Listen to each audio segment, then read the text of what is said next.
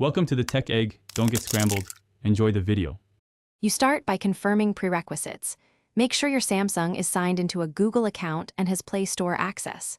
Once ready, open Play Store, type Gboard into the search bar and tap Install. This downloads Google's keyboard quickly. While installing, you may be asked to grant microphone and storage permissions for voice typing and clipboard functions. Allow them.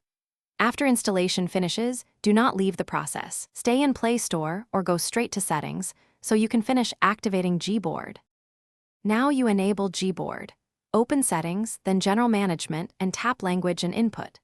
Once there, select On-Screen Keyboard and choose Manage Keyboards. Toggle Gboard on so the system can use it. Next, select On-Screen Keyboard again and set Gboard as the default keyboard. This ensures messages, search, and apps use it automatically. Make sure you follow through immediately. Enabling without setting default leaves your old keyboard active. Test quickly by opening Messages to verify the Gboard layout. Finish by customizing Gboard to your workflow. Open Gboard settings from the keyboard or settings to adjust layout, themes, keys, text correction, and voice typing so you get faster input. Once configured, test typing in Messages, Browser, and Search fields to confirm emoji, GIF, and clipboard features all work. If Gboard does not show, make sure no other keyboard remains set as default. Clear defaults, reboot the phone, and check Play Store for updates. This single troubleshooting step solves most activation issues.